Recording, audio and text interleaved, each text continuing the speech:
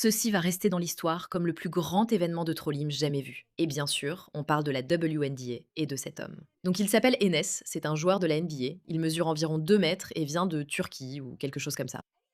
Et il a décidé de prendre sur lui de défendre les femmes qui s'opposent à ce que des femmes trans jouent dans leur sport. Quelle surprise, n'est-ce pas?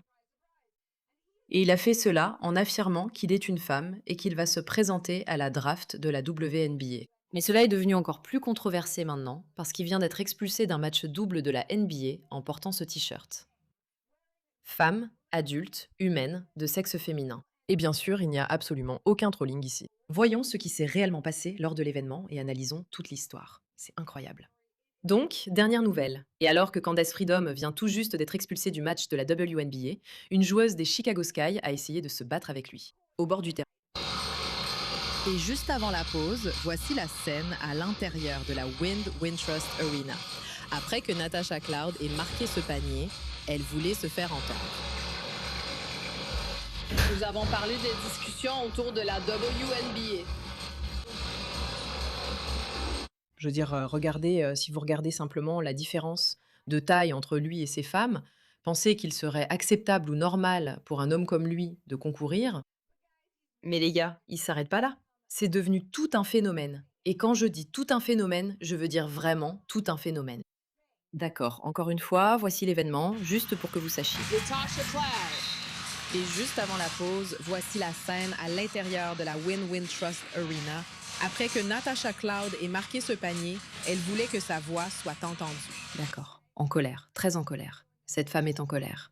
Et il retire littéralement Enes du match, d'accord? Il s'en débarrasse, il le pousse dehors. Et voici une interview, d'accord, qu'il a récemment donnée en parlant de cette affaire. Et je vais être très claire.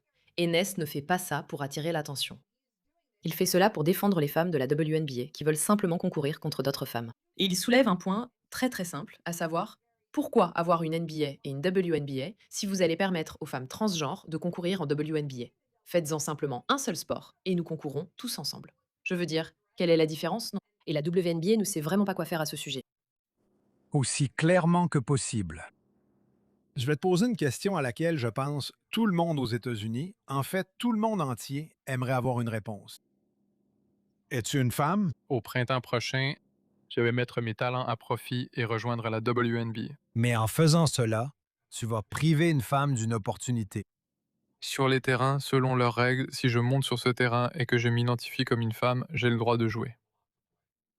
Et je suis prêt à jouer. Ce sont les règles qu'ils ont créées. Et que ça te plaise ou non, c'est comme ça. Vas-y. Voilà, c'est ça, c'est le moment de provocation. Il a même déclaré que ce n'était pas de la provocation. Et c'est l'événement qui a mené à tout ça. Les gens ne sont pas très contents de lui. Mais encore une fois, il essaie juste de prouver un point, à savoir que le fait de déclarer «je suis une femme» ne fait pas de moi une femme. Et le fait que vous puissiez voir la différence, les différences biologiques, ne rend pas cela moins absurde. Je ne le touche pas. Je dis juste, va te faire voir. T'étais nul dans la ligue. You were sorry in the league. Sorry ass. You were sorry in the league. You were sorry in the league. You ain't even do good in this league. You sorry. You ain't good. You ain't good here. Franchement, je crois vraiment que ça doit être l'un des moments de trolling politique les plus incroyables de toute l'histoire. Parce que ce qu'il fait ici, à lui seul, c'est prouver tout ce que le mouvement anti-trans dans le sport affirme depuis le début. Il écrit ici: ce sont toujours des femmes qui détestent d'autres femmes. Le voilà portant le t-shirt, debout devant les toilettes pour femmes lors du match, portant encore le t-shirt. Le voici en 2027 comme le nouveau visage de la WNBA. Mon premier objectif sera d'encourager chaque joueuse et chaque entraîneuse à se lever pour l'hymne national, la main sur le cœur.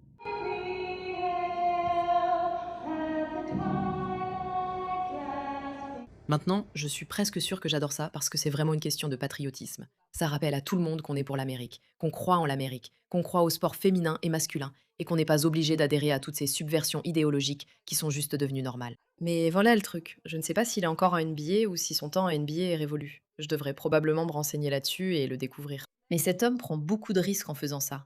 Beaucoup de risques.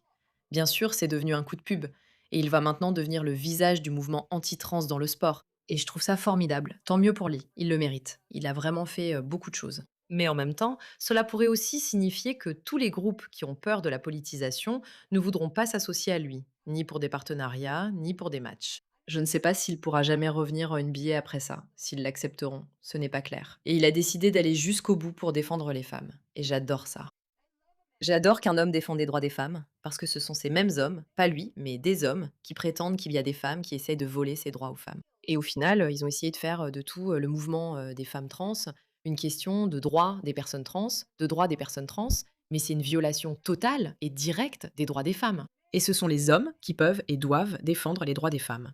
Tout autant que les femmes, bien sûr. Mais c'est beau de voir des hommes dire: nous savons que notre rôle est de protéger ces femmes. Nous sommes bons dans nos sports, elles sont bonnes dans les leurs. Laissons-leur cela. Essayons simplement de les protéger.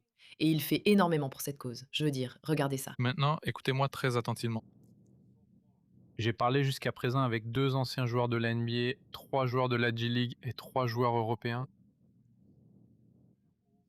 Ils ont tous dit que si la WNBA ne change pas les règles, nous sommes prêts à rejoindre le mouvement et nous envisageons de nous déclarer femmes et de inscrire nos noms à la draft WNBA de 2027.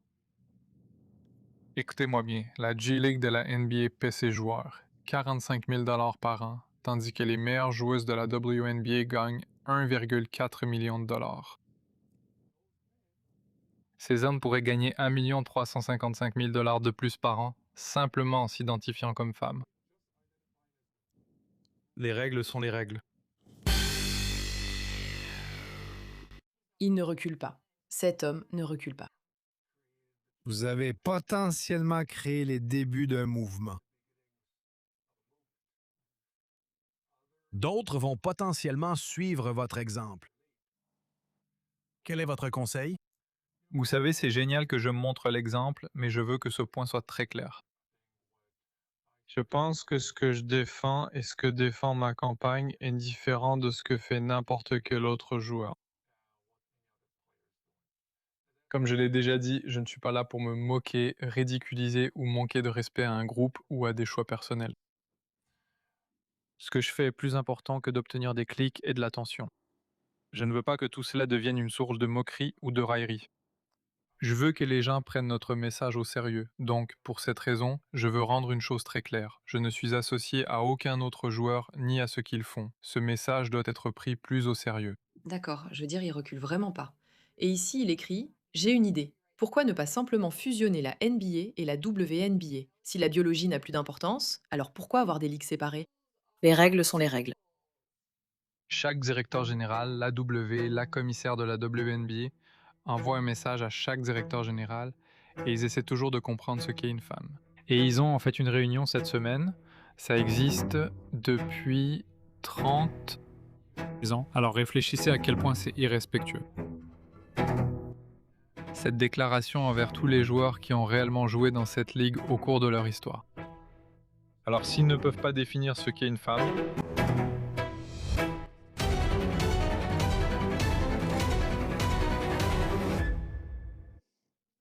Je veux dire, s'ils peuvent pas le définir, ils ont raison. Nous avons une juge à la Cour suprême parce qu'elle ne savait pas ce que c'était. C'est une excellente interview, au fait. Je la recommande vivement à tout le monde. C'est Enes, au fait. Il écrit que la transition vers la WNBA commence. Let freedom play. Je veux dire, c'est pas le genre d'homme contre lequel une femme veut concourir.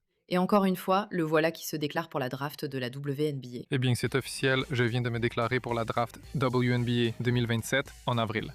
Rejoignez-moi dans cette aventure. Investissez dans les femmes, payez les femmes, embauchez les femmes. Layla Scanter Freedom a décidé qu'il allait tenter sa chance en WNBA. La WNBA n'interdit pas actuellement aux hommes qui s'identifient comme femmes de jouer dans la ligue.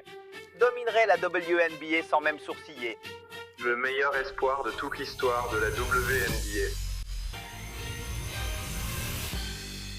Il ne plaisante pas, les gars. Il ne plaisante vraiment pas. Le voilà en train d'être escorté hors d'un événement parce que des femmes se sont mises en colère contre lui. Regardez comme il est grand. Regardez comme il est énorme. C'est vraiment, vraiment un homme incroyable pour avoir fait ça. Il a tout risqué. Je suis totalement pour. Voici l'interview complète. Vous pouvez aller la regarder. Je suis juste ici en train de parler du fait qu'il défend les femmes. Et je dois dire que s'il joue vraiment en WNBA, ça va complètement changer la donne. Vous imaginez? Non seulement pour l'audience, mais imaginez-le avec Sophie Cunningham lors d'un match contre leur rivale. Ça va tout anéantir. Et comme il le dit, c'est embarrassant et dégradant pour toutes les femmes qui ont joué. La WNBA ne sait même pas quelle est la définition d'une femme. Franchement, les gars, il faut vous réveiller. Ce n'est pas un homme qui s'identifie comme une femme. C'est tout. Point final. Simple, clair, pas compliqué. Si vous tenez tant aux droits des personnes trans, alors créez une ligue trans et laissez-les jouer entre elles. Je ne sais pas si quelqu'un la regardera, et ce n'est probablement pas une bonne décision financière, mais on ne sait jamais. Laissez-les tranquilles, mais ne faites pas ça. Ne détruisez pas les droits des femmes à cause de vos idéologies woke. Et Ennis s'investit totalement là-dedans. Merci de votre attention à ce sujet.